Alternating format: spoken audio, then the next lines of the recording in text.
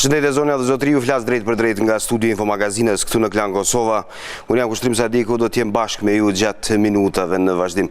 Duke ditur rëndësinë e 20 vjetorit të çlirimit të Kosovës dhe hyrjes së trupave të NATO-s, sot kam vendosur të sjell një rrëfim më ndryshe që nga fillimi i këtij emisioni. Kam zhvilluar një intervistë me kryeministrin e Republikës së Kosovës, zotin Ramush Haradinaj, një intervistë që kam realizuar krejt pak momente më parë dhe një intervistë që fokusohet në historikun e 20 vjetëve më parë, në luftën e ushtrisë çlirimtare të Kosovës, në sfidat e Kosovës gjatë këtyre 20 viteve, në mandatin e parë, si dhe në mandatin e dytë si kryeministri i Republikës së Kosovës. Po ashtu, nuk kemi harruar të potencojmë edhe idenë e dialogut ndërmjet Kosovës dhe Serbisë. Gjithçka çfarë po ndodh në raportet ndërmjet politikës vendore, raportet e Haradinajt me liderët vendor dhe liderët cilët vinë nga jashtë. Po ashtu kemi folur edhe për raportin ndërmjet tij dhe kryeministrit të Shqipërisë, Edi Rama, një intervistë që do ta ndjekim më një herë tani drejt për së drejti në Infomagazin, përderisa në pjesën e dytë do të kemi një rrëfim të veçantë të Fadil Vokrit, të Gramoz Vokrit për Fadil Vokrin në requiem për 1 vjetorin e vdekjes së tij. Ju ftoj ta ndjekim fillimisht intervistën me kryeministrin e Republikës së Kosovës, zotin Ramush Haradinaj.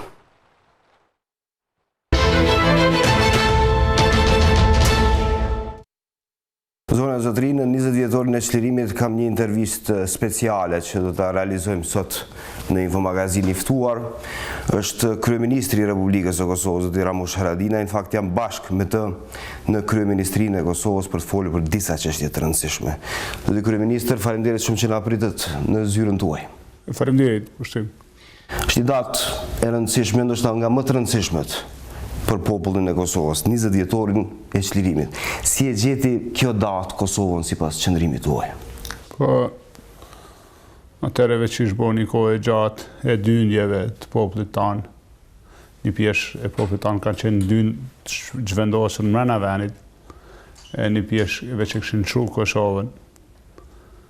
Shkatrime ka pas shumë ta dëmtime, dhe thotë lajmi i 9 qershorit i marrëveshjes për largim forcave serbe, e pastaj çdo ditë ishte ditë e pritshme me u kthye, me dal nga ku ishin strehue nëpër lugina, nëpër pyje, Po ishte një situatë krejt e re, domethënë një emocion, një ndjenjë e jashtëzakonshme që po kthehemi në jetë, por i kthehemi, kuptohet me dhimbjen pa ata që i kishim humbur gjatë luftës. Si e pritët ju nga vijat e frontit, marrëveshjen në Kumanovës, kapitullimin e ish Jugosllavisë dhe faktin se ushtarët e NATO-s po futeshin brenda në Kosovë? Po tani ne e kemi ditë se NATO do ta përmbyll pjesën e vet, edhe ne në terren kemi qenë aktiv po ashtu gjithkohën. Ishte ditën që pas nënshkrimit të marrëveshjes, pra çdo gjë do të ndryshon. Me thonë drejtën e kemi prit kur do ndodhë, po u zgjat ma shumë për një kohë që u prit që do të ndodhë ma shpejt. Megjithatë ndodhi e ishte një ktheshe madhe, një lajm i madh.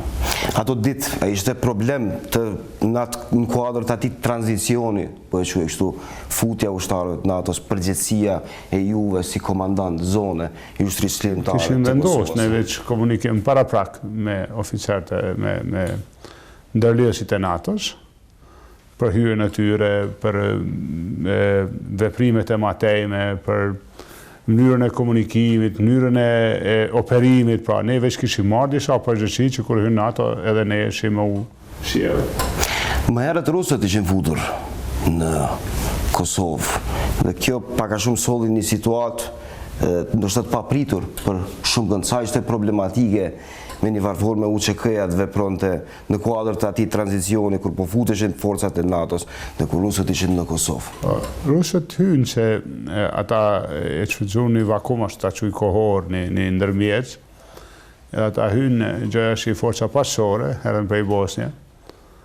Edhe hynë ende pa u tërheq forcat serbe, u kuptu që e kanë mision. Pra ata erdhen realisht në një mënyrë me rujt, me mbrojt, ose me mbrojt instalacione, gjoja për shëvet, për ma vonë, sepse aja 1244, u mendoj që një herë tjetër do të rikthejen një pjesë e këtyre forcave ose një numër simbolik këtyre ose ku dion, mirë, po nuk ishin mirë të pritur nga popullsia atëhershme vendore, nga ne, nga UÇK-ja, kishte edhe mosmarrëveshje të shumta me ta. Në një nga mosmarrëveshjet madje ndodhën edhe në aeroport.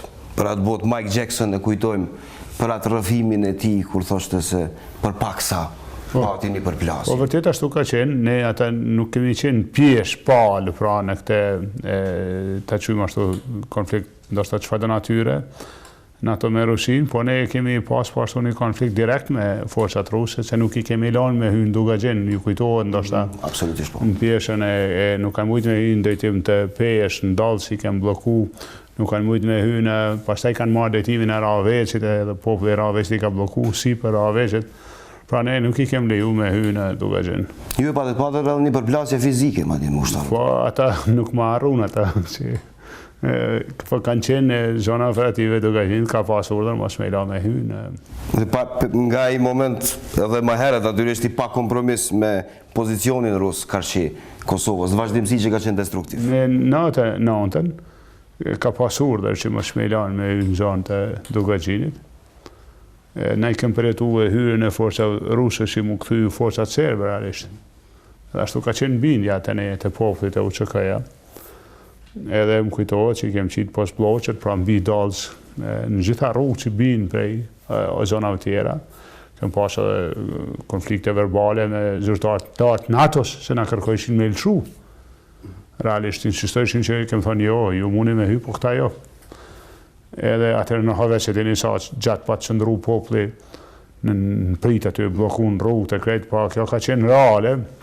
Mirë, po ata pastaj nuk u sjellën mirë me mua në vazhdimsi realisht. Çdo herë kur ka pas një checkpoint rus, nuk kem kalu mirë ndër veti. Gjithkohën I kemi mbajt armët e gatshme ndaj njëri tjetrit, po një herë mësuam pa armë se armët I dorëzuam te unmiku.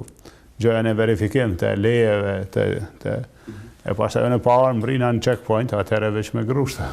Pas ka pasur të ndodh hataja aty për pak. Po jo ne kemi qenë pa armatos realisht, asnjë nga ne s'ka pas armë.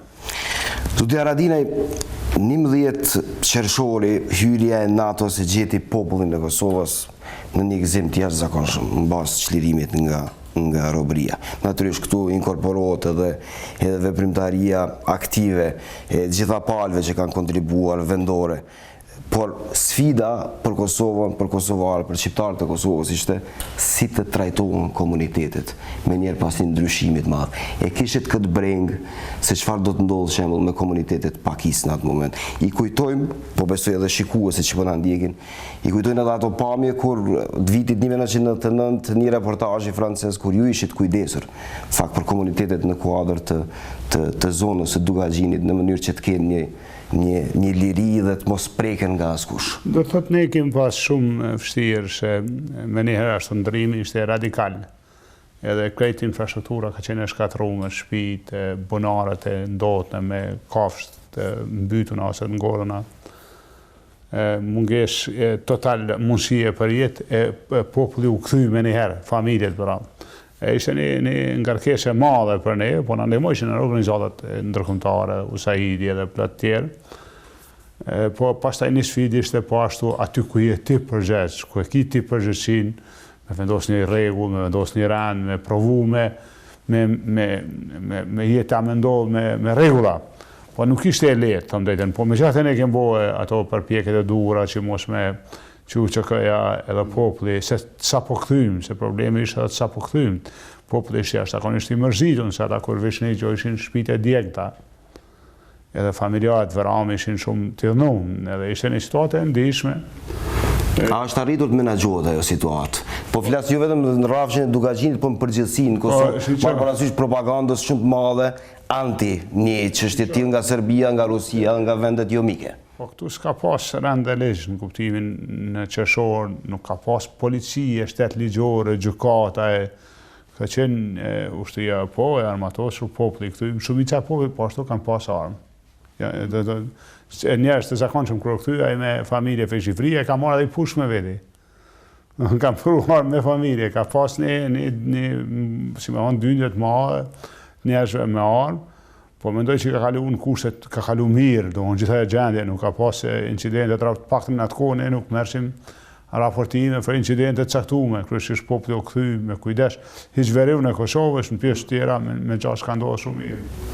A ka arritur të konsolidohet Kosova, kur po flasim 20 vjet pas një kësaj dite të rëndësishme? Kujtojmë se në vitin 2008 Kosova ka shpallur më vetësinë, ka përparuar tutje, por është ballavaçuar edhe me shumë sfida si në rrafshin vendor dhe në atë ndërkombëtar. Sot ju, zoti Haradinaj, jeni kryeminist për herë dytë i Republikës së Kosovës.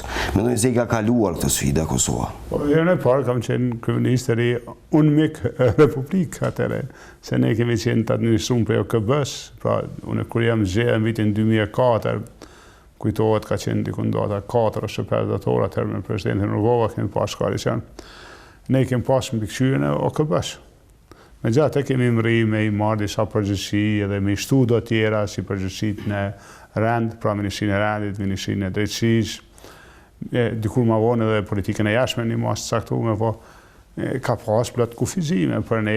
Kosova tash është shtet, edhe i ka krejt mekanizmat e shtetit, funksionon si shtet, është sovrane, mirë po sfide ka pra ende qeverisjen, një qeverisje ma efektive, ma e bazuar në ende ligj, një fokusim ma i madh në ekonomi edhe një, po e quaj ashtu, një fuqi e mbrëmshme që i respektohet edhe në rajon edhe jashtë. Këtu duhet fokusohem.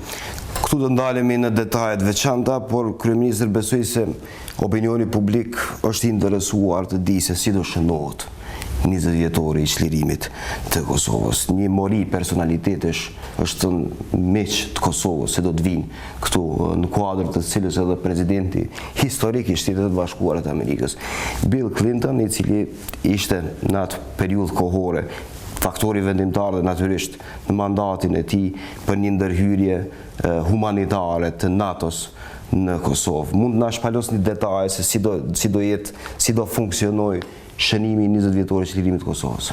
Po për Kosovën është një nder i madh që në 20 vjetorin e çlirimit vjen presidenti Clinton, vjen sekretari Albright, vjen edhe plot personalitete, generali Clark. Edhe kjo është një nder i madh, që thon drejtën një falënderim duhet të shkon i veçantë presidentit Shehjaga për një punë vërtet madhe që ka bërë në vazhdimsi pra për këtë për vjetor, në 20 vjetorin, në vizionin e saj për shënimin e 20 vjetorit, i jemi bashku gjitha institucionet, edhe presidenca, edhe qeveria, edhe parlamenti, edhe gjithë, edhe kësaj pra kemi mri deri te një, po e quaj ashtu një situatë ndryshe, pra ky 20 vjetor është më jubilar, do të qënohet me prezencë të autoriteteve ndërkombëtare, me ngjarje të karakterit, edhe ndërkombëtar, pra me porosi që shkojnë edhe për aleatet e asaj kohe, edhe të sotëm realisht Kosovës, pra popujt e lirë, popujt euroatlantik, popujve që u prinë Amerika. Prezident ketë një impuls pozitiviteti në kuadër të po e quaj kështu sfidimit të shtetësisë Kosovës që po ndodh për sa vite nga Serbia, marr parasysh prezencën e faktorëve të rëndësishëm ndërkombëtar që do të japin mesazhe për Kosovës. Ardha e presidentit Clinton është një sukses për Kosovën. Çdo drejtim, sekretari Albright, çdo vizitë e nivelit të tillë është vërtet sukses për Kosovën. Po me thonë drejtën, po përshëndet historia, si atëherë prej ajri, edhe ne në terren i kemi kry punë tona të shtëpisë, pra edhe kjo qeveri i ka kry disa punë të shtëpisë, e ka konsoliduar Kosovën në planin e mbrëmshëm. Pra ka një bazë qëndrueshme për ardhje. Pra në këtë 20 vjetor, Kosova është më e konsoliduar në rend ligjën siguri në vete, edhe është një palë e gatshme me kontribuar realisht për sigurinë globale, qoftë partneritet për paqe, qoftë matutje. Duhet vlej kjo datë dhe kjo festë për gjithë komunitetet, edhe serbët e Kosovës dhe Haradinaj? Të gjithë ne në Kosovë jemi njerëz të kësaj toke, qytetarë të kësaj toke, ti vendi, Kosova është vendi ynë, shteti ynë, jo vetëm shqiptarët, po edhe serbët, edhe komunitetet tjera. Unë besoj shumë që gradualisht po e ndërtojmë një vend të cilin e kemi së bashku, Kosovën, edhe pse ka retorik politike kryesisht mes Kosovës dhe Serbisë, ne nuk kemi asnjë pengesë që të punojmë edhe të bashkëveprojmë, të bashkëjetojmë me serbët e Kosovës. Presidenti Vučić që kur ka ardhur në pushtet, në cilën do pozitë që është qoftë zëvendës kryeministër, qoftë kryeministër, qoftë president e ka ndruar edhe formatin e referencës në raport me aktivitetin dhe ndërhyrjen e NATO-s ndaj ish Jugosllavisë, e quhen agresioni i NATO-s kundër popullit sërb. A ishte një agresion kundër popullit sërb, ajo çfarë NATO e bëri në Kosovë dhe Gjetiu? Fushata ajrore e NATO-s atëherë ishte veprim vërtet humanitare, bazhuar në humanitet, në ndërprerje të tragjedisë të një populli pa mbrojtur, popullit Kosovës, nga një regjim i çmendur i Miloševićit, i cili ishte i gatshëm për një gjenocid pa pamë në Kosovë, edhe mendoj që fushata ajrore e NATO-s e ka shpëtuar edhe Serbinë nga krime edhe më makabre që kishte pas me i bë në Kosovë, si ku të mos ndërhynte NATO dhe Amerika. Fra mendojmë që populli serb duhet ta falenderon NATO-n, që e ka shpëtuar pa bë edhe më shumë krime. Vërtet ka ndodhur krime, vërtet ka ndodhur tragjedi në Kosovë, po sikur të mos ndërhynte NATO, regjimi i Miloševićit, forcat ushtarake, paramilitare, policore e tjera, do të kishin bërë edhe shumë më shumë krime. Që të fakturoheshin popullit serb. Megjithatë s'është shumë që ka ndryshuar, sepse nxënësit e atyre që drejtuan tani e drejtojnë Serbinë. Sa është ndryshe Serbia tani? Tani mendoj që Serbia ka një mundësi reale që të merr drejtimin e vet duke respektuar të kaluamën. Pra, duke respektuar edhe të vërtetën e të kaluamës, në Kosovë Serbia ka kryer krime kundër njerëzimit, është në shkallën e një gjenocidi që ka ndodhur në Kosovë, edhe pse një gjykatë nuk e ka vlerësuar si tillë, po është shkallë një gjenocidi, duke e pranuar të vërtetën, duke i kërkuar falje viktimave, Serbia e shiron edhe veten nga e kaluara e vet dhe shiron rajonin. Mendojmë se është në interesin e gjithëve neve që kjo të ndodhë, ne si Kosovë nuk do të harrojmë tragjedinë tonë, po jemi të gatshëm me ecë përpara, pra me vendosë marrëdhënie për një ujë reciproke me Serbinë dhe me ecë përpara si dy vende fqi. Zoti Haradinaj, këto ditë e keni përfunduar një vizitë shumë të rëndësishme që e keni zhvilluar në Berlin, jeni pritur me nderimet më të larta nga kancelarja gjermane Angela Merkel, e cila llogaritet si një nga liderët me pozicion më të fuqishëm në botë, qoftë politik, qoftë ekonomik. U thatë që ketë qenë një parapërgatitje për samitin e Parisit, samit bilateral ndërmjet Kosovës dhe Serbisë. Megjithatë aty janë prekur një sër çështjesh tjera të rëndësishme për sa i takon Kosovës, qoftë liberalizimi të vizave, qoftë aspektin ekonomik ndërmjet Gjermanisë dhe Kosovës. E cilësoni një nga vizitat më të frytshme që e keni zhvilluar? Tani mendoj se është me rëndësi ta konfirmojmë që marrëdhëniet Kosovë-Gjermani kanë arrit një nivel më të lartë të vetin, pra është një marrëdhënie e re, një situatë e re. I kemi trajtuar krejt temat, zakonisht bëjmë kujdes si elaborojmë, po mund t'ju them që ka lajme të mira për Kosovën. Cilat janë ato? Po mendoj që një nivel i këtij marrëdhënieve Kosovë-Gjermani, për shembull, mas pari përshpejton liberalizimin e vizave kjo. Direkt ndikon, direkt në këtë temë, po pastaj në çdo aspekt tjetër, si rajonal, si të integrimeve evropiane, si bilateral me Gjermaninë ndikon pozitivisht. Megjithatë ju në paraqitjen tuaj nga Berlini, që zhvilluat menjëherë pas takimit me kancelaren Merkel, u pat, korrigjom nëse unë nuk po e interpretoj sa duhet, u pat pak më pesimist në raport me ato çfarë kishit deklaruar më herët për sa i takon liberalizimit vizave. Mos keni pritur ndonjë datë më të afërt, ose ndonjë shtytje më të madhe, po e quaj kështu? Është mënyrë të shprehurit. Unë e di që e kemi punën mirë për liberalizimin e vizave, si Kosovë po flas. Duhet jemi serioz, duhet vazhdojmë në vetën temë, po e di, i kam kufizimet e mia sa muj me fol në këtë etapë. Për sa i takon takimit?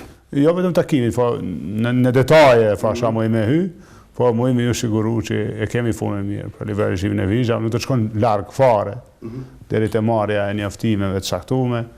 Mirë po, ne jemi në proces, po punojmë, jemi vend serios, jemi palë serioze, nuk na kishte trajtuar Gjermania në atë nivel të marrëdhënies, sikur të mos ishim palë serioze, ajo vetë u flet për gjitha qeveritë, për gjitha nivelet tjera, pra fletta, ja, mënyre pritjesh, ajo është një ndihmë e jashtëzakonshme në çdo dimension të marrëdhënieve tona, qoftë në rajon këtu, qoftë me Gjermaninë, po edhe me Evropën. Pra një trajtim i këtij prej kancelares Merkel ndikon edhe te vendet e rajonit, mos harroni. E vrejtet edhe alarmin që pat Beogradi edhe reagimet e tyre, pra ndikon të gjithë. Fund viti ose viti tjetër? Ja, nuk flasim për vitin tjetër. Flasim për vitin tjetër, do të thotë flasim për këtë vit, që mund ta marrim lajmin. Punojmë për këtë vit. Po që kështu është optimiste? Kjo mendoj që është shumë vonë, po ndjeket që po flasim për pozicionin edhe ndërkombëtar. Që nuk është optimist, është bukurale tash. Është bukurale, nuk është veç optimizëm, është realizëm. Do të kemi lajme të mira shpejti, jemi mirë për liberalizimin e vizave. Janë do vështirësi kjo me Holanda, me Shqipërinë, po ta shohim që të shkon ajo. Megjithatë ne po bëjmë përpjekje mos më na krahasu me asnjë temë, pra me qenë temë veti. Unë që të marrim lajme të mira shpejti. Zoti Haradinaj, apo kushtohet ky lajm i mirë që padyshim se secili kosovare pret, sepse një gjë e tillë është e padrejtë.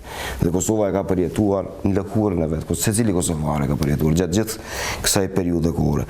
Apo inkorporohet tema e dialogut me Serbinë, çështja e taksës për ta hequr me një farë forme që të merr Kosova liberalizimin, apo kushtohet Kosova edhe nga miqtë e vet në këtë situatë marrë parasysh polifoninë që ekziston edhe tek ndërkombëtarët përsa i takon një dialogu ose përqasjes ose një marrëveshje të mundshme në kuadër të marrëveshjes Kosovë-Serbi. Kurrëzim nuk ka, po në klima politike ndikon çdo veprim e mund ta ndihmon një veprim tjetër ose do vendim mund ta ndihmon një vend tjetër, por nuk ka kurrëzim, nuk janë direkt të lidhura, po ndikojnë edhe këto. Është më rëndësi ta kuptojmë që Kosova asnjëherë se ka vendosur taksën, e kam thënë çdo herë për me blloku dialogun. Ne kemi vendosur taksën si masë mbrojtëse të agresivitetit të Serbisë, në planin e jashtëm, të destabilizimit brendshëm e bllokadave që na i ka bërë. Tani, prej asaj kohe, kur kemi vendosur taksën, përpos që edhe Serbisë po i kushton koha, i kemi edhe përfitime edhe na financiare si Kosovë. Kemi do avancime edhe në marrëveshjen e energjisë së fundit. Edhe jemi duke i nxjerrë disa elemente me interes për vendin tonë. Na intereson shumë ardha e liberalizimit viza, por nuk janë të lidhura. Pra vendimi për taksën dhe liberalizimi nuk janë të lidhura. Ju bëri presion zonja Merkel për taksën? E kërkoj një ndihmë që të hapet perspektiva e dialogut, pra dialogut mos bllokohet lidhur me taksën. Kuptohet, unë kam një kërkesë, edhe ne kam thënë çdo herë, të shkruhet një kornizë marrëveshje për tema që do të merrem vesh, që ta kemi të gatshme, e pastaj ta vlerësojmë si të vepërojmë, po jo pa një marrëveshje parafrake. Ju kuptoj, zoti Haradinaj, në gjithë shpjegimin që e keni dhënë në bazë të agresionit Serbisë në raport me Kosovën? Siç nuk do të ishim taku fare, sikur të mos kesh kuptime, sikur të mos kesh Gjermania është më njohur ndaj angazhimit tim edhe personal në disa tema, mënyrën që i kom trajtuar këto tema janë serioz në marrëdhënie. Mirë po edhe kërkesa e re e imja, që është një kërkesë që një vjetë e thamë të prej që kemi marrë taksën prej shtatorit që shkaj, kërkojmë pra një marrëveshje parafrake me elementet e marrëveshjes, si do të merrem vesh, pra një kornizë marrëveshje, ku do dihet për çka do të merrem vesh. Sepse nuk guxoj unë me përkrah një dialog pa u ditë çka është ai. Ne kemi një problem se ne kemi përkrah dialogun, po na kanë ardhur befasit të qija, na kanë ardhur lajme të qija. Nuk mund me vazhdu në vazhdimësi kështu. Kush duhet ta bëjë këtë draft, po e quaj kështu? Janë Gjermania e Franca në këtë situatë që pak a shumë e organizojnë samitin bilateral në Paris, apo duhet të inkorporohet në Shtetet e Bashkuara të Amerikës që të ketë ndihmës? Nuk është e lidhur kjo me Parisin, tash do ta kuptojmë. Korniza e një marrëveshje ose një marrëveshje bazë, për të cilën duhet mu negociu, po na duhet me e vendosë për çka dojmë mu marrë vesh. Është njohja reciproke, antarësimi në OKB, antarësimi mbej, peshja vejës, punë tjera që janë bilaterale, të këtia lirë, taksa, po duhet një kornizë marrëveshje, për cilën ne duhet me ra dakot, Washingtoni, Londra, Parisi, Berlini, Roma, Beogradi, Prishtina, duhet të krijohet një dokument konsensual e gjitha palëve, të cilit ne ja kishim dhënë përkrahjen, po atëherë duhet mu marrë vesh për çfarë procesi do të shkojmë? A do të shkojmë për një proces një ngjarje, si rasti një konferencë që ka qenë Rambujeja ku mbyllen gjithë derisa nuk merren vesh, apo do ta kthejmë edhe një herë në një proces pas zgjedhjes së përfaqësuesit lart të rinë vend Mogherinit, jo të Mogherini, po të jashtme. E preferoni ato? Po jo, nuk ka kohë me ja kthy Mogherinit edhe nuk na vjen keq si s'ka kohë.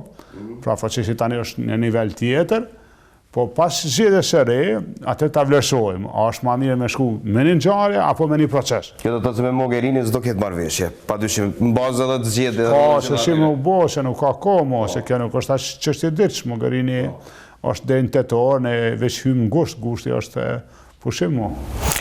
Zoti Haradinaj, ka qenë një presion i madh ndërkombëtar për sa i takon taksës, megjithatë nuk jeni zbrapsur në këtë periudhë kohore, që nga vendosja e 10% të më pastaj deri te 100%. Ka qenë një periudhë e rëndë për juve dhe a besoni se me këtë kalimin e kohës i keni bindur ndërkombëtarët se Kosova ka vepruar drejt, pavarësisht se ndërkombëtarët po vazhdojnë ta kërkojnë pezullimin e taksës në mënyrë që t'i hapet rrugë dialogut. Unë jam për me pezullu, kam thonë çdo herë, ne dëshirojmë me hek, jo me pezullu. Po jemi për një marrëveshje, se jenë bo 20 vjet, jenë bo 11 vjet. Pa marrëveshje për njohje Kosovë-Serbisë do të ketë tregti të lirë. Për shembull, edhe pezullimi një javë ora, 10 dita, po çka ndihmon pas një javë 10 dite, pra. Ne kërkojmë një marrëveshje finale për njohje reciproke në kufit ekzistues obligative ligjore. U mendoj që ja u kem shpjeguar me kujdesin më të madh, sidomos amerikanëve, po edhe aleatëve në Evropë, qëndrimin tonë. Edhe nëse ka pas mos pajtim, unë mendoj që nuk ka ndodhur keq kuptime, se këtu është alarmu shumë Kosovë edhe në një mënyrë ishte një fushat intenzive, plot çarqeve, me shpjegu që qëllim me prish marrëdhëniet me Amerikën.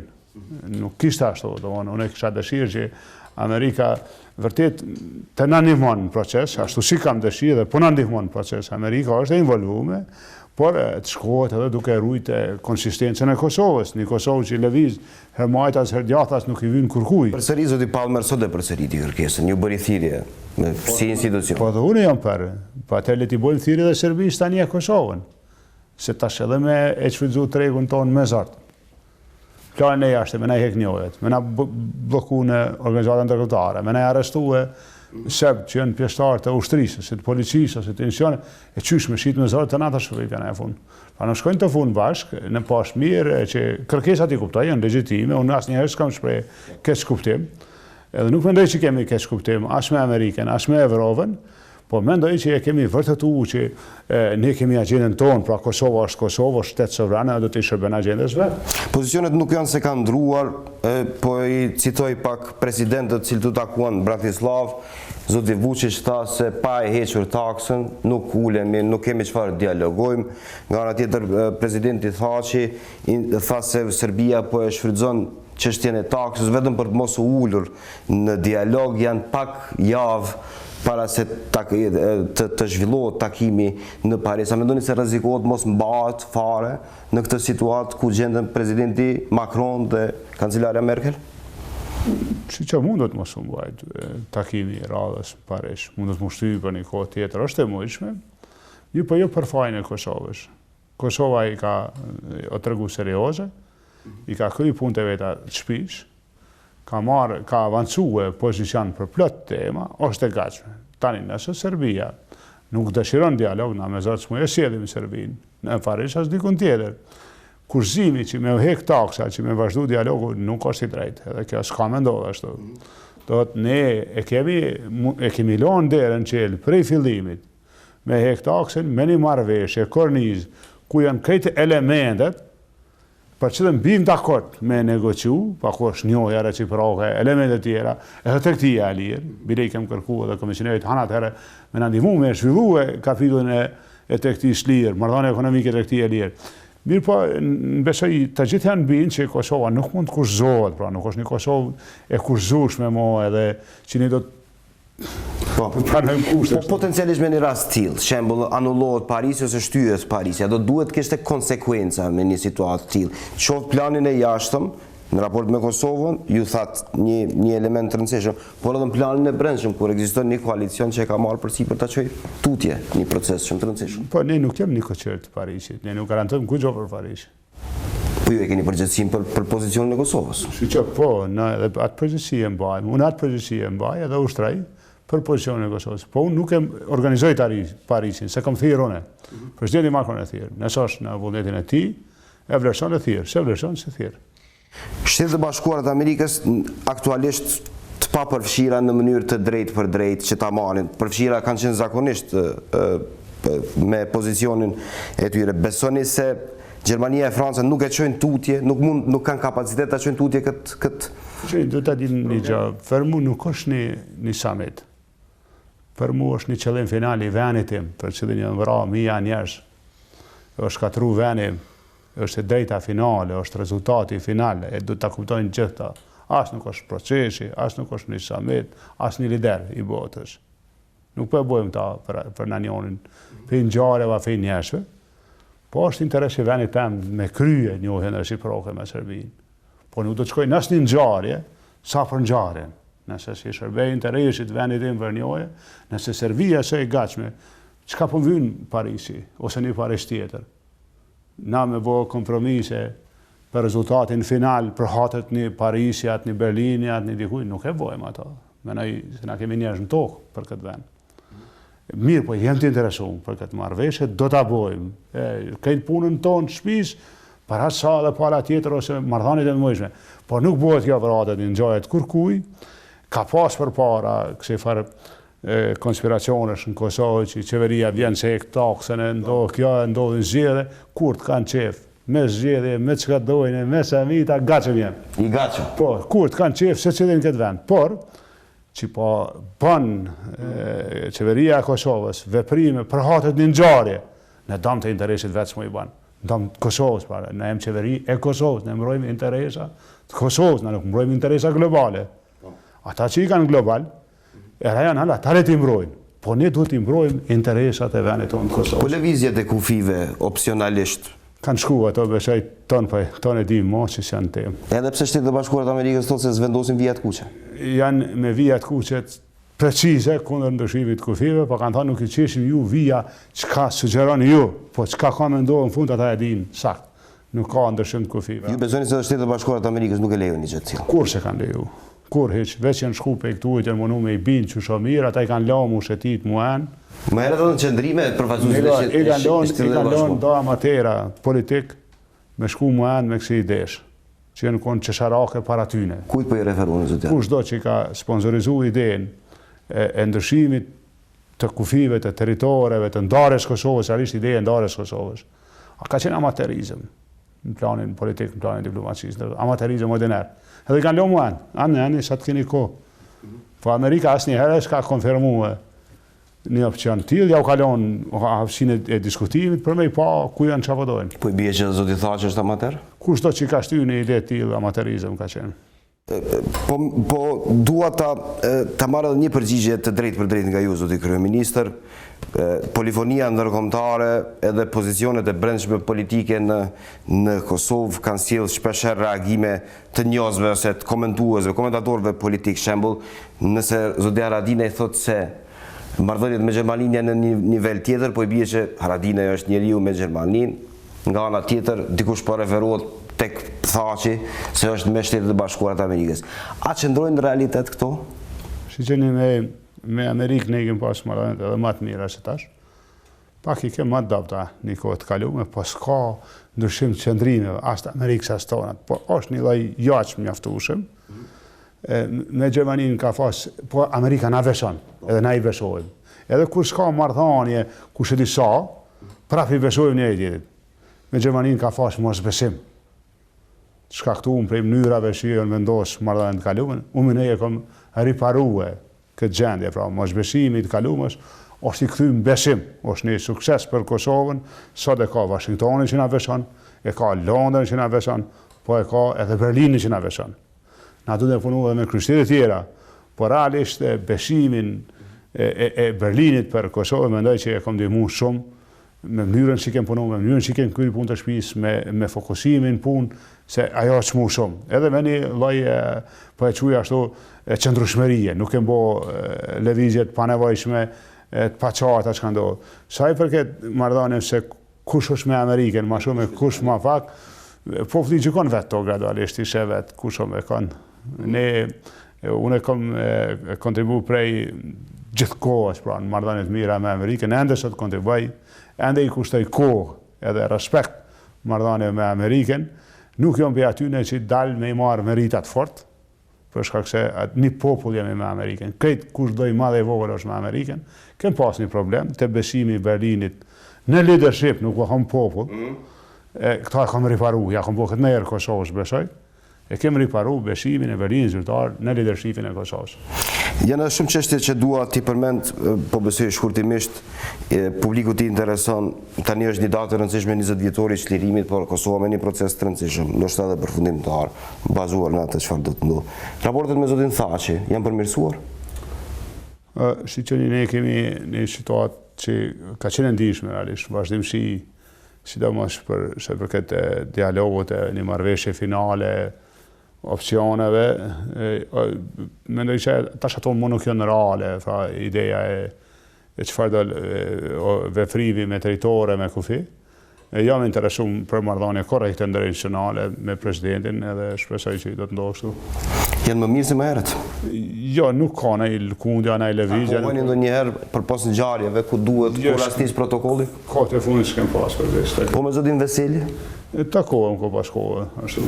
Mendoni se qëndrimet ose qeveria, koalicioni mund të funksionojnë bazë këtyre raporteve? Po nësë kemi kriju një mos pajtueshmëri në planën e brendshëm të qeverisjes në përgjithësi. Nuk kem pas dallime me zotin Veseli, mendoj edhe në planet tjera, pra unë e kam dëgjuar që PDK zotin Veseli ka qenë preciz në ato se për çfarë formule janë të marrëveshjes me Serbinë, edhe ata janë për një marrëveshje obligative ligjore, gjithëpërfshirëse për njohjen kufit ekzistues, pra mos ndryshim kufive. Mendoj që jemi në drejtim të duhur. Qeveria stabile?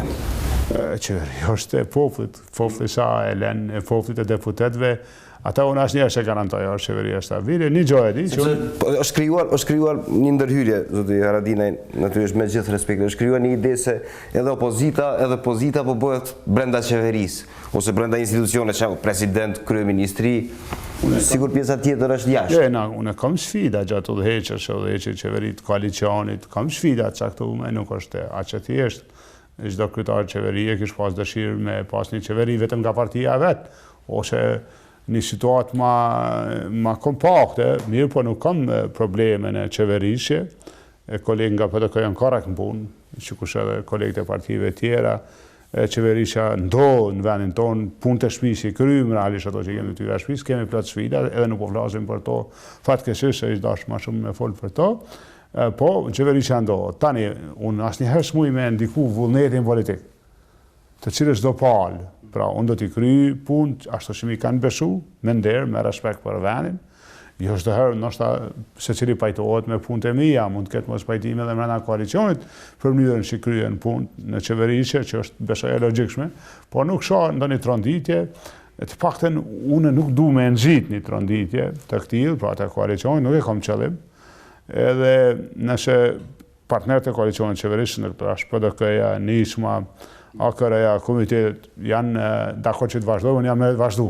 Po nëse dikush ndryshon qëndrima është e drejtë secilit në terash, pra levan që... Jemi gatshëm për secilin situatë? Jo, nuk është puna jam i gatshëm, po unë nuk kam vendim. Ata vendosin, ata i japin drejtim.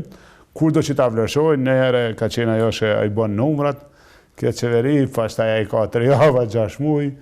Si që unë po vazhdoj me punue, unë mendoj që do ta kryej mandatin deri në 21-ën. Nëse ka vendim ndryshe, i gatshëm jam. Zoti Mustafa po dëshiron t'u shkurtoj mandatin kryetari i Lidhjes Demokratike të Kosovës, duke ndërtuar bashkë një bashkëpunim me vetëvendosjen, po e kërkojnë edhe PSD-n që të afrohet, por edhe numrat që janë pjesë e aktualisht e shumicës qeverisë. E konsideroni këtë si një iniciativë serioze, si një rrezik ndaj qeverisë, me një sër, me një mori kritikash për qeverisjen në Kosovë, për problemet e brendshme Tani, ta që kanë qenë në qeveri si zoti Mustafa atje, ta mu nevo politika krahasuese nga njerë. Menej që e kanë problem pak me i bo se kjo qeveri është shumë ma përfara tyne. Pra me punë, me veprime, me fokusim, me krejt. Vetëvendosja s'ka qenë pushtet, është legjitime, kritika e tyre, ose ballafaqimi i qeverisë me çfarë do. Ne i marrim me respekt kritikat e opozitës. Ju keni pa, ka plot raste që e kanë pas drejt, si në interpelancë, si në tema që i kanë ngrit. Edhe i trajtojmë me respekt, i shfrytëzojmë po këto tema, e vërtet me korrigjue çfarë do veprimi që mund të mos me qenë i drejt ose i mirë ose më i miri i mujshëm. Se a mujnë ata tash me këtë mocion me arrit qëllimin, unë nuk e shoh të mujshëm, nuk i kanë mundësit me bë një mocion. Sepse nuk besoni në marrëdhënien ndërmjet tyre që kanë bërë, edhe nga historia? Jo, nuk e kam për ata, po nuk mjaftojnë në atë parë numra, se kështu formu qeveria. Opozit ka qenë vetëvendosja të hershme, ku ka qenë edhe PSD-ja shotme, edhe LDK-ja, që ka ndryshu. Ata që i kanë pas numrat, nëse i bazojnë listën serbe, atëherë me siguri të ty duhet një negocim për çfarë kushtesh. Çka ju qëtë kusht lista serbe, LDK-se, vetëvendosjes, ta shumë mërzu që vejnë Haradinaj, ta pohojnë po, unë i kom të gjuhë që kanë thonë lista serbe po, mirë po prapë do t'ju qëtë kushte, garant do t'a kena në negocim, si do që tjetë. Nëse negociojnë me listën serbe, mendoj që plot deputet shqiptarës do t'ja afim, se aja i bjen që këta po dojnë me godit qeverin, jo qeverin atëherë që e ka kriju lista serbe, se thojnë që o kriju me votat lista serbe. Po lista serbe nuk e votoj ushtrin, lista serbe nuk e votoj taksën, lista serbe nuk e votoj trepqen. Pra, kjo është një qeveri që i ka kriju punë të madh vendit vetë, këta po i bjen që po dalin kundër shtyne punëve. Edhe kanë problem me realizu. Si do që tjetë, Aleanca Parlamine e Kosovës është një parti e qëndrueshme, ju edheni ka qëndru krejt sfidave të veta prej 2000-ës që kem pas. Unë kam kalu mase 8 vjetë jashtë vendit me procese gjyqësore 4 edhe në burg. Po ja jemi këtu, populli vlerëson qëndrueshmërinë, vlerëson parimin, ne kemi një rritje si Aleancë, nuk dojmë gjithë me ambajt para ftyrës kërkuj, se kem respekt për gjitha forcat politike, se në t'i veni, por Aleanca është një parti solide e respektueshme. Çështja e fundit, pyetja e fundit. Raporte jo shumë të mira me kryeministrin e Shqipërisë Edi Rama për plasje nga distanca, megjithatë ju më herët thoshit, edhe pas atyre thoshit se unë kam vlla. Kryeministrin e Shqipërisë. Keni hatërmbetje me të? Jo, çdo shqiptar është motra dhe vllavi, i kam vllazën e motra të gjakut, shqiptar jemi, gjuhësh, flamurit, edhe kam respekt për gjithë, edhe të majtë dhe djathtë. Shqiqani, unë vetëm kom deklaru ato që janë parimore, me thonë, edhe i kam thonë ato që janë parimore, si kusë është vllai imi, edhe presidenti Meta, edhe Basha, edhe Berisha, edhe Kryemadi, edhe gjithë tjertë, Monika, po nuk kam une arsye leka, se edhe kam plot ndjenjat mira për gjithë, po qëndrimet që i kam bo, nuk i kam bo për shkaqe, as personale, as të përkatësisë. E vërtet është që na kemi Aleanca ka vetëm marrëveshje për partneritet politike ka me PD-n. Edhe Berisha një kohë kur ishte në fuqinë më të madhe, e nderoi Aleancën me një marrëveshje të tillë, edhe mu, po edhe unë kam pas mbajtur qëndrim parimor pro ti në çdo palë zgjedhje në kuadër të djathtës shqiptare, qendër e djathtë, se ne synojmë antarësimin në IPP, edhe tani kur ishin zgjedhjet parlamentare në BE, unë kam bërë postim si kryetari i Aleancës për vot pro IPP-s. Mirë po, në asnjëherë nuk do të dëmtoj Shqipërinë, edhe institucionin e shtetit shqiptar, edhe kryeministrin apo ministrin për shkak të ndonjë përkatësie. Çdo herë do ta respektoj shtetin, kryeministrin, Edi Ramën, kryeministrin e tjerë këndo. Tani, edhe që thonë drejtën, edhe unë i shoh me shqetësim këto zhvillime që ndodhin atje, po si ndërlidhura me këto. Shpresoj shumë që do gjiten një gjuhë e përbashkët, jo e konfrontimit paskajshëm, po të një marrëveshje politike për zgjedhje, për etafat që vinë, edhe mendoj që edhe kjo ndërhyrja e presidentit me ditën e zgjedhjeve, ndoshta është një mënyrë me gjetë një marrëveshje, pra që të gjeni një marrëveshje ndërsjellë edhe të ketë një proces qëndrueshëm në Shqipëri. Shqipëria është anëtare e NATO-s, Shqipëria është në perspektivë euroatlantike, një Shqipëri e qëndrueshme i ndihmon shqiptarëve kudo që janë, ndihmon edhe ne si Kosovë. Zoti Haradinaj, unë ju falenderit shumë për kohën që e dedikuat për Infomagazin këtu. Faleminderit kushtim. Faleminderit shumë. Faleminderit shumë. Në respekt.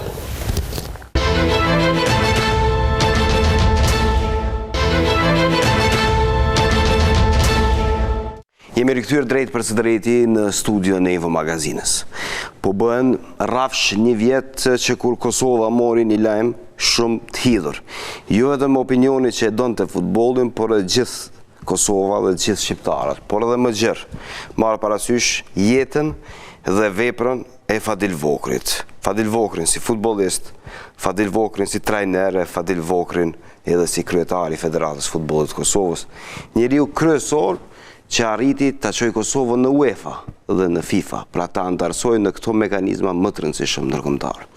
Duke e ditur rolin e Fadil Vokrit dhe duke e ditur prezencën e tij të shpesht në studion e Infomagazinës, por edhe në studio tjera të Klan Kosovës, në një vjetorin e vdekjes së tij, nuk kemi se si mos ta rikujtojmë jetën dhe veprën e tij, edhe atë në një mënyrë shumë unikate, duke patur drejt për së drejti në studion e Infomagazinës të birin e tij, Ramusin.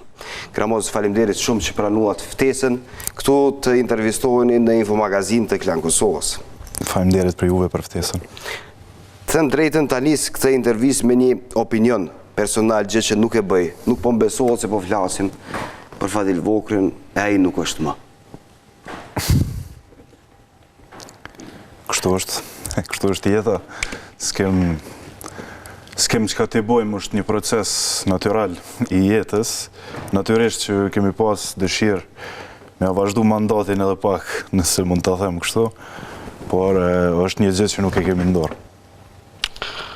Një lajm shumë i rëndë, që ka qenë edhe një humbje shumë e madhe për Kosovën, ajo që ndodhi një vjet më parë. Një ditë më parë, Ramus, ju e kujtuat, por edhe shumë miq dashamir, përfaqësues edhe të institucioneve, njerëz që kishin ardhur nga jashtë, i rënd ta kujtojnë jetën dhe veprën e tij. Saktësisht kemi pas mysafir nga jashtë, krerët institucional kemi pas, edhe njerë shprej rastin me i falenderu publikisht të gjithë të pranishmit, që kanë gjetë kohë me nda këtë dhimbje me neve, edhe me sidomos prezenca e tyre në ka lehtësu shumë këtë moment.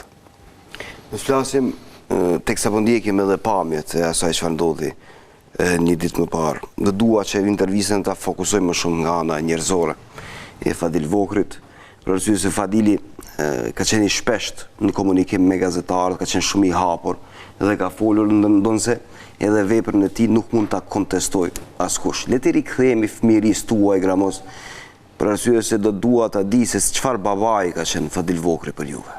Kemi pas një fëmijëri shumë normale, mund ta them, përveç se ndoshta ka pas një punë pak a shumë jashtë normalës, sepse ka qenë futbollist. Natyrisht nuk kishte me neve sa që kemi pas dëshirë, por ka pas obligime të shumta, por prap se prap ka qenë prezent, kemi pas komunikime të shpeshta, edhe për kundër distancës, qoftë kur kom qenë më i ri, kur ai ka qenë futbollist, pastaj edhe kur u bë kryetari i Federatës të Futbollit të Kosovës, dhe atëherë kemi pas ka qenë shumë prezent edhe për kundër distancës. Ka qenë një njeri shumë familjar, u kujdes shumë, ka qenë prioritet për të. Pavarësisht se ai ka gëzuar një sukses të jashtëzakonshëm, pavarësisht se ai ka qenë një yll i futbollit mes në suaza ndërkombëtare, që kur nisi me Prishtinën në rangun e lartë, kaloi tek Partizani i Beogradit, vazhdoi në Francë në mënyrë që të përfundoi karrierën në Turqi ose në fundin. Në Francë është rikthyer përsëri, po ka qenë edhe në Turqi natyrisht në një periudhë kohore. Si është kesh bab një futbollist edhe një yll futbolli që është i adhuruar nga gjithë, jo vetëm nga shqiptarët. Ne kemi qenë si familje, qoftë vlla im, motra ime, këtu e përfshi edhe nonën time, kemi pas një mbyllje hermetike ndaj këtyre gjërave. Do të thotë, ne kemi pas një jetë shumë normale. Kemi shku në shkollë, kemi pas shoqnin. Pra po e potencoj, përveç se ka qenë futbollist edhe ka qenë figurë publike, nuk ka pas ndonjë ndikim të jashtëzakonshëm në jetën familjes, po menoj, drejt për drejti. Çfarë do të thotë kjo? Do të thotë që kemi pas një jetë normale. I kemi bërë të gjitha gjërat që i bën rinia, moshatar, bashkëmoshatarët e mi. E vetmja, si mund ta them, i vetmi sen që ka ndryshu pak, ka qenë natyrisht kur dilshim në publik. Atëherë, në ato momente ke mujt me drejt. Si ballafaqohej me atë famë dhe me dëshirën e njerëzve për ta përshëndetur? Ka qenë shumë i hapur ndaj kërkesave, ndaj qoftë për fotografia, qoftë për biseda, ka qenë, që thojmë mënyrë popullore, shumë i gjonë. Nuk e ka refuzu askënd. Po kjo është pjesë e historisë tina. Ndoshta për këto sjellje, për këto veprime që i ka bërë ndaj njerëzve të ndryshëm, e gëzon sot respektin që ka gëzu, për tej, po menoj veprës si udhëhec i federatës apo si futbollist. Nuk e bezdiste këtë, sepse ka shumë myje që nuk i pëlqejnë, se si njerëzit grumbullohen ndaj tij ose ta lartësojnë në një pozitë, për arsye se e dëshirojnë një jetë private. Jo atë shumë, ose ndoshta nuk e ka shpreh asnjëherë. Natyrisht ka pas disa momente kur është normale, do thotë, ka pas bezdi, por nuk e ka shpreh asnjëherë në mënyrë demonstrative, edhe sidomos në publik. Ka qenë gjithmonë u përkujdes maksimalisht me ja kriju përshtypjen, me një ambient mirë për të gjithë. I tillë ka qenë. Sa më men unë edhe prej fëmirisë, gjithmonë ka qenë i tillë. Më kujtohet një rast kur ishim në Francë edhe unë isha shumë i ri, edhe shkum me shiku qerek finalen e kampionatit botëror 98. Kroacia fitoi 3-0 kundër Gjermanisë, selektor ishte Ciro Blaževići. Edhe duke Ishte trajneri Prishtinës, edhe duke ecur rrugës për stadion, filluan të gjithë kroatët me brohorit, Fadil Vokri, unë isha shumë i ri, edhe mu duk e pa kuptimt, sepse për mu ka qenë baba im, jo Fadil Vokri si ikon. Edhe aty kom fillu me kuptu që nuk pas ka ngënyu gjinja me të vërtet, pas ka qenë futbollist apo diçka e tillë. Pas ka qenë një legjendë gjallë, që ju megjithatë nuk e kishit mbërritur në atë, po e quaj kështu, në zenitin e karrierës ta përcjellni. E keni përcjellur edhe më herët, por nuk e kujtoni sepse keni qenë shumë i vogël. E kujtoni nga Franca dhe nga Turqia. Ashtu është, kujtimet e para të mijat që i kam për babajnë sa i përket futbollit, kanë qenë në Fenerbahçe të Turqisë, ku aty kom fillu me shku në për stadiumet ndryshme, edhe pse ka pas kogja do ankesa, nuk më lejojke, sidomos kur ishte një lojë shumë derbi, Fenerbahçe Galatasaray, atëherë nuk më lejojke me shku në stadium, sepse ka qenë për shkak të rivalitetit, të rrezikshmërisë të shikuesve edhe gjëra të tilla. Po, kujdesin e ka patur, po besoj të njëjtë edhe si për juve Gramoz, ashtu edhe për Albertin Albanën, motrën dhe vllajën. Ashtu është. Që janë më të vegjël ka përshtypjen. Jo, motra është një vjet më e madhe. Më e madhe, po. Po ajo nuk merret shumë me futboll. A vllajem nuk e kam rri as pak, se është 8 vjet më i ri se unë. Edhe ka ardhur në këtë botë kur babi e ka përfunduar. Dëshironte t'ju bënte futbollist ndonjërit? Asnjëherë nuk brendësi besoj që po. Kam luajtur futbollun e shumë deri vonë në ligat ndryshme të Francës, por ndoshta nuk isha edhe aq serioz. Por ai ka pas primare shkollimin. Ka qenë shumë këmbgulës në këtë drejtim. Gramoz, vitet 90 kanë qenë vitet trazuara për gjithë shqiptarët, sidomos për shqiptarët në Kosovë, marrë parasysh se çfarë po ndodhte këtu.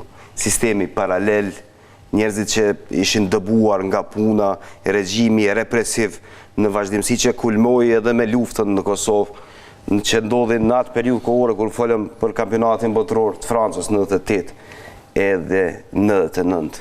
E mbani mend babain se si ndihej në atë periudhë kohore. Ai ishte aktiv në lëmin e tij në Francë, por gjithsesi këtu po ndodhte një hata, një tragjedi. Po, ka qenë atë kohë, ka qenë trener i një klubit, të një ligë amatore, do të thotë. Ka qenë shumë i mërzitur, më kujtohet, sepse si një profesionist, asnjëherë për shembull nuk e ka marrë telefonin me vete në ushtrime apo kur ka pas diçka të bëjë me futbollin. Në këtë periudhë non-stop e ka marrë me vete sepse lajmet që ishin të pakta në atë kohë na vishin përmes telefonit.